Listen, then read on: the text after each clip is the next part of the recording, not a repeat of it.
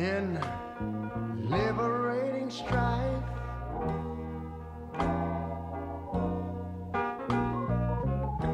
Who more than self their country loved, and mercy more than life.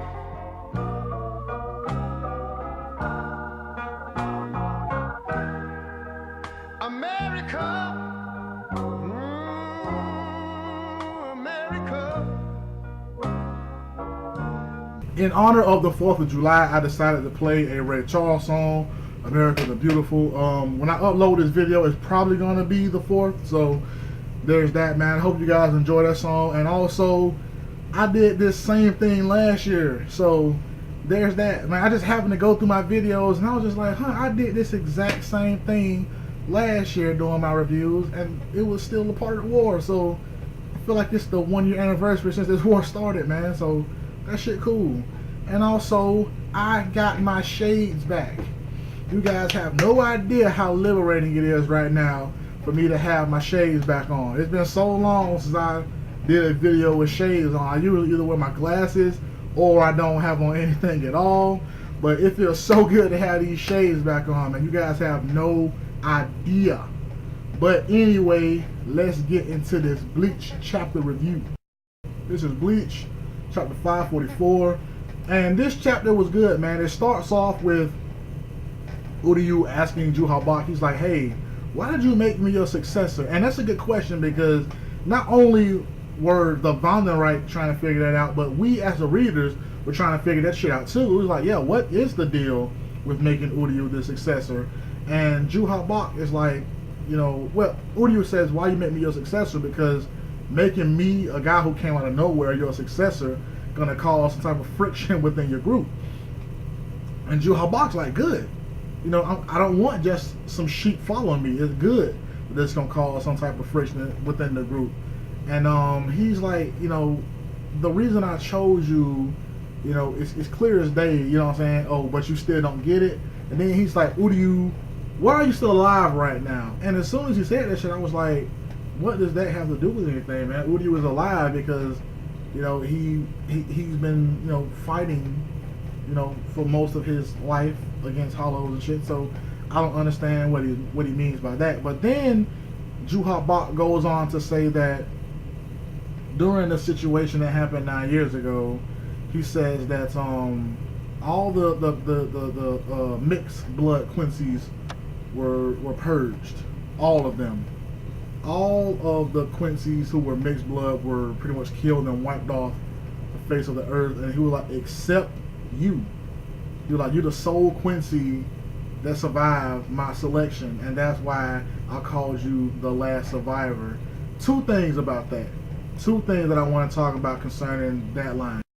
One thing, it seems like Kubo really is responding to the fandom, because that was a big debate last week on whether or not that line was misconstrued in some type of way, because it was like the last survivor of this world or the lone survivor of this world.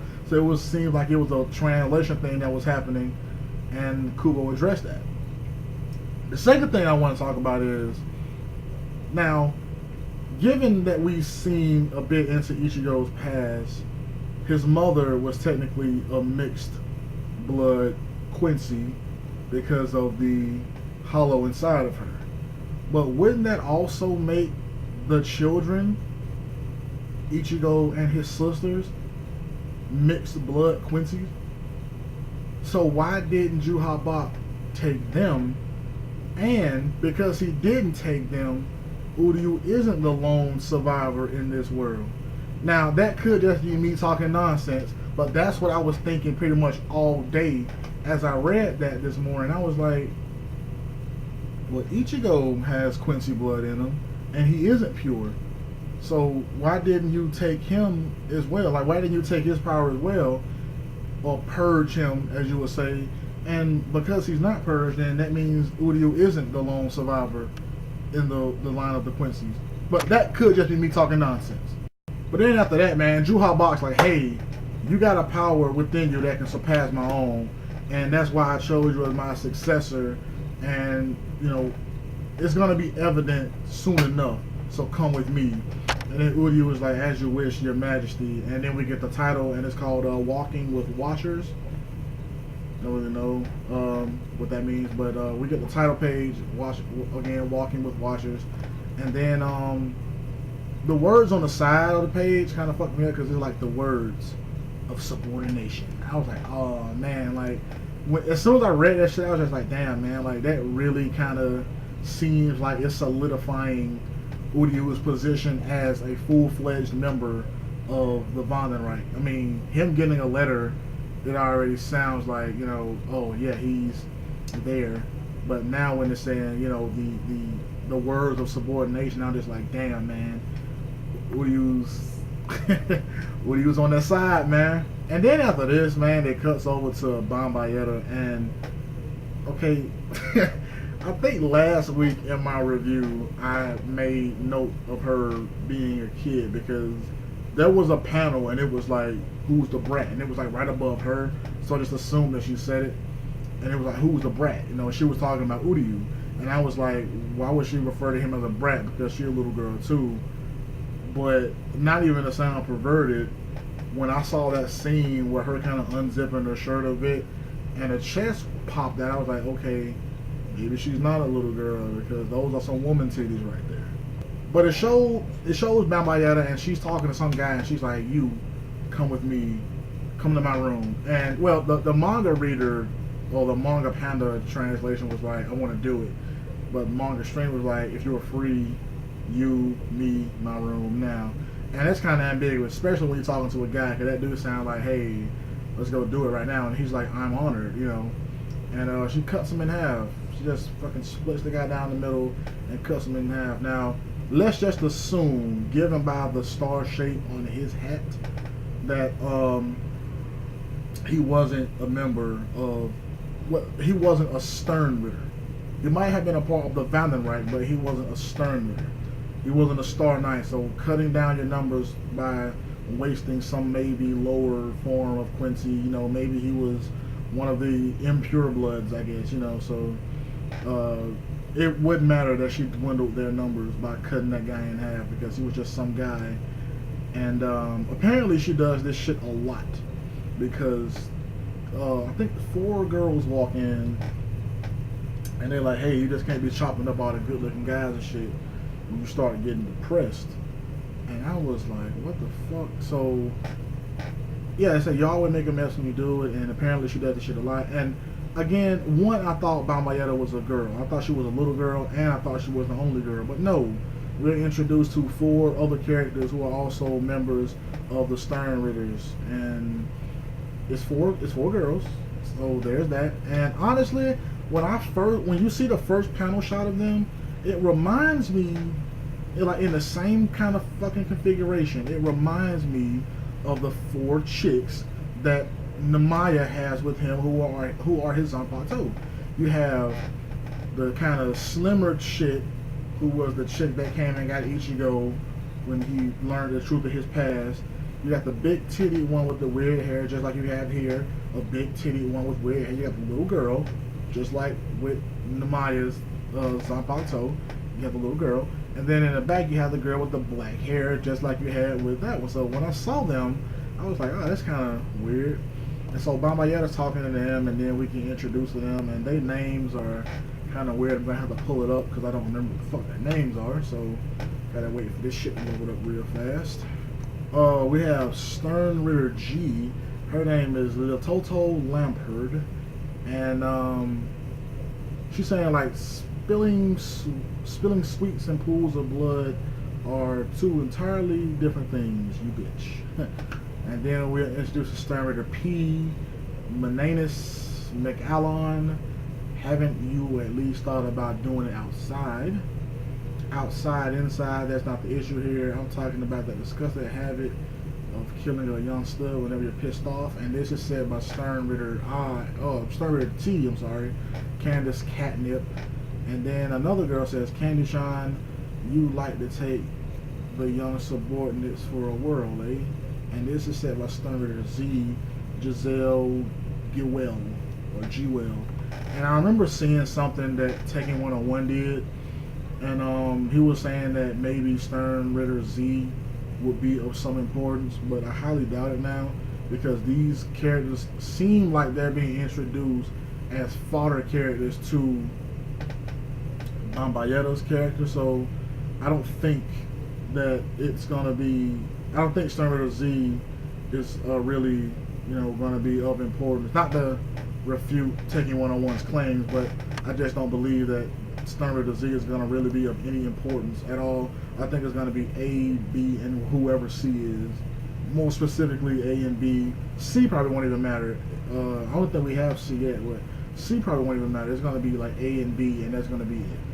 And then Bombayetta's like really, really pissed off, and she like says, "Hey, could you guys just be quiet for a second because something has me worried?" And then one of the chicks says, like, "What's got you worried?" And then Bombayetta's like, "Do you even have to ask the future of the Vonda right? That has me worried." And then we cut to Hashwald, and again, I'm starting to really get the feeling that this guy must have been royalty before Ju Habak showed up, because everyone refers to him with the title of Sama, and Sama is a Japanese title for Lord, if I'm not mistaken, or someone of high importance. So you wouldn't refer to just some common person with the title Sama, and it's a woman who's there, and she's just standing there waiting on him, and she's like, I was told the words uttered by His Majesty, and are you feeling disappointed by this? And then he's like, no. And I'm looking at her face, man. Her eyes are black, so I don't know exactly what she is, but like her eyes are black, so that's weird. But she's like, are you not worried about what he said? And Hoshwall was like, no, I'm not worried about it. And then he's like, do you not understand what's going on right now? And then he pretty much says, everyone's eyes right now are on Uryu. This chaos was purposely created right now by Ju Habak. So now, because everyone's eyes are on him, there's no way that this guy, I mean, honestly, like the way I interpreted it was, there's no way that he can even think about betraying the Vonda, because everyone in the group is looking at him now to kill him. So he's going to have to purposely be, he's going to have to just do everything he can to show them that he's a loyal member of this group, because he's an outsider, and Hoshwall realizes this, so he's not mad. So it seems like Ju Habak has some other purposes for bringing Uryu into the group, and Hoshwall may know what it is. And honestly, man, the look on his face, he looks more somber than anything. So I don't know if he's worried about what's going to happen to Uryu, or what's going to happen with the situation with the Vandenreich.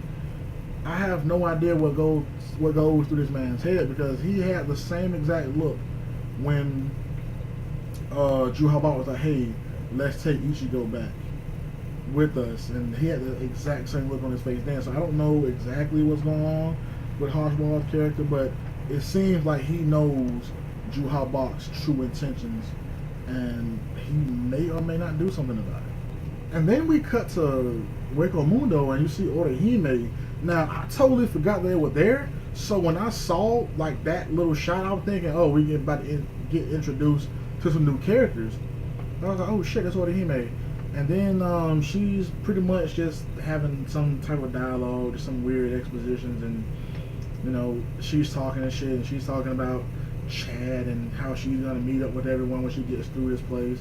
And then she says something. She's talking to something called Piro-chan, and we see it. It's like a vase with wings, and it's shown that Urahara gave her that, and if it's a camera, and it's pretty much there to monitor potential danger, and if he sees it, he'll be there in a minute. He'll be there like quick, and well, Hime is like, yeah, that's what he said, but she's been chased by some shit a few times, and he never showed up. And then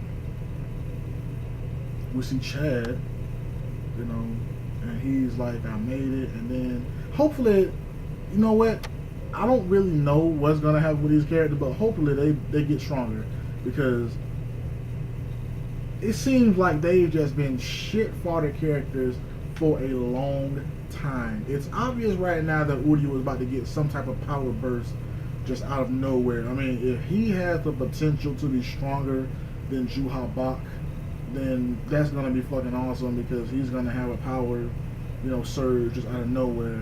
Hopefully Chad and Orihime do as well. Orihime might not fight to kill, but if she's slightly stronger, then that's gonna be cool too. And Chad's like, yeah, everyone's here, and we see Urahara, and Urahara's like, it looks like you guys have arrived safely as well. I'm glad. It appears as though this will take some time, and it looks like he's looking at the medallion that the people use to steal the Bankai. That's what it looks like. He has it sealed up in something, so it looks like that's what he's analyzing, or he might have figured out the trick behind it, and that's how the chapter ends.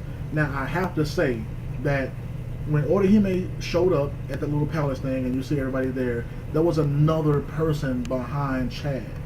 Now, of course, it could be easy to say that that was Grimmjow, because you see the silhouette of someone behind Chad, but you also see someone to the right of Chad.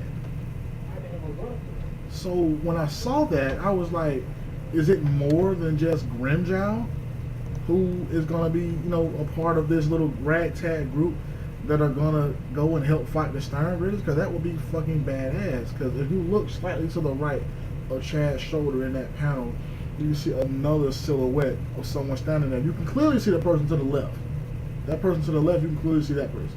But the person to the right is like barely there, but you can sort of see it. So when I saw that shit, I was like, man, this is going to be badass.